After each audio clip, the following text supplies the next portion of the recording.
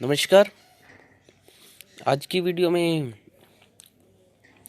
हम हिंदी व्याकरण का विषय है, इम्पोर्टेंट है बहुत ही ज़्यादा, संधि।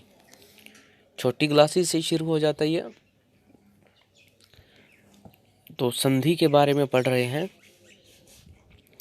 संधि शब्द सम उपसर्ग धी जोड़ने से बना है, जिसका अर्थ होता है मेल या जोड़।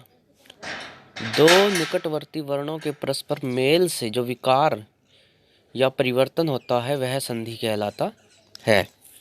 संस्कृत, हिंदी और अन्य भाषाओं में परस्पर स्वरों या वर्णों के मेल से उत्पन्न विकार को संधि कहते हैं। जैसे सम जमा तोष संतोष, देव जमा इंद्र देवेंद्र, भानु जमा उदय भानुद्या। ये सरल सी परिभाषा है और कुछ उदाहरण हैं। आगे है संधि के भेद। तीन भेद होते हैं, तीन प्रकार हैं। स्वर संधि, इसे अच संधि भी कहते हैं। व्यंजन संधि, इसे हल संधि भी कहते हैं। विसर्ग संधि। पहला है स्वर संधि।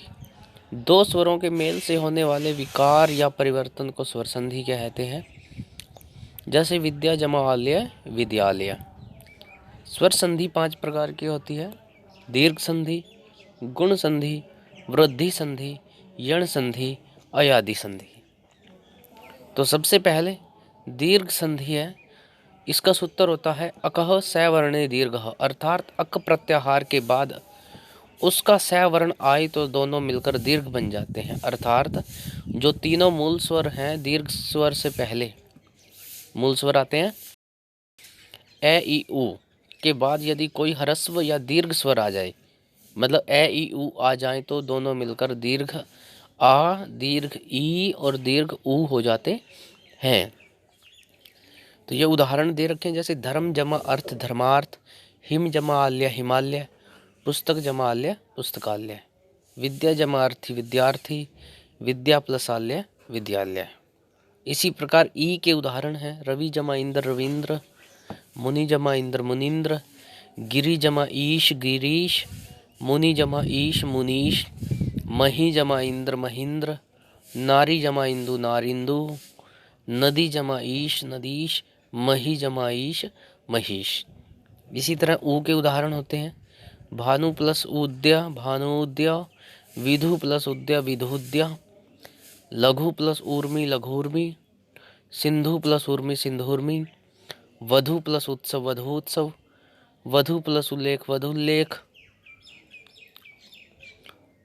भू जमा उधर्व भूधर्व, वधु जमा उधर ऊर्जा वधुर्जा।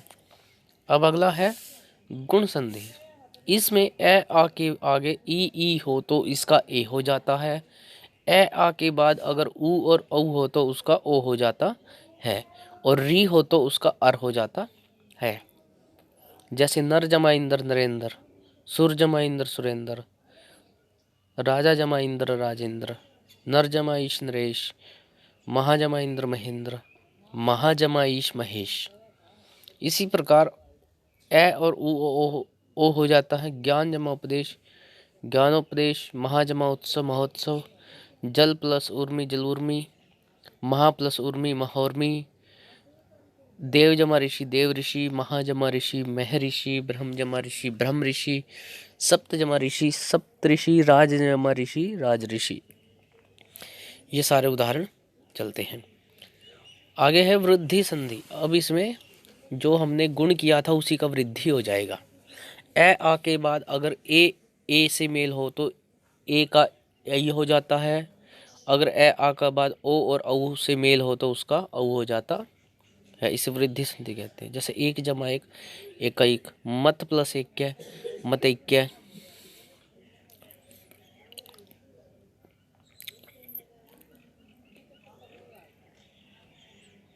सदा जमा एव सदैव, महा जमा ऐश्वर्य महेश्वर्य।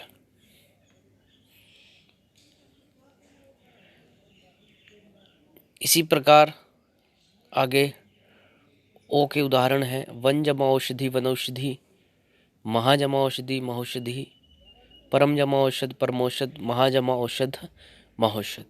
नेक्स्ट है यण संधि। अब इसमें ई के आगे कोई विजातीय या असमान या भिन्न स्वर होने पर ई को यह हो जाता है।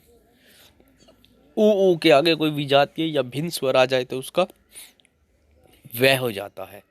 अगर री आ जाए तो उसका र हो जाता है। जैसे यदि प्लस अपि, यद्यपि, इति प्लस आदि, इत्यादि, नदी प्लस अर्पण, नद्यार्पण, देवी प्लस आगमन, देव्यागमन। इसी प्रकार वह का आगमन कैसे होता है? ए ऊ प्लस में ए मिलता है तो वह आता है। अनु प्लस अय अन्वय, सु प्लस आगत स्वागत, अनु प्लस ऐषण अन्वेषण, पितृ प्लस आज्ञा पित्राज्ञा, मातृ प्लस आज्ञा मात्राज्ञा, भ्रातृ प्लस आज्ञा भ्रात्राज्ञा।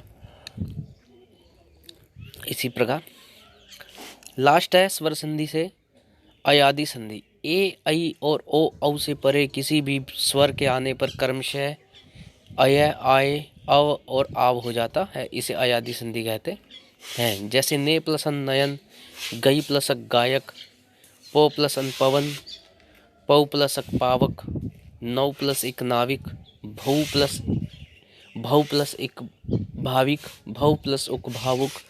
इसी प्रकार इसके हजारों सैकड़ों उदाहरण आ जाते हैं। तो इसको आपने ध्यान से समझ लेना है और अच्छे से तैयारी कर लेनी है। अगली वीडियो में हम व्यंजन संधि पढ़ेंगे। धन्यवाद। और एक बात इम्पोर्टेंट, जो बच्चे अभी तक चैनल से जुड़े नहीं हैं वो ज़रूर जुड़ जाएं।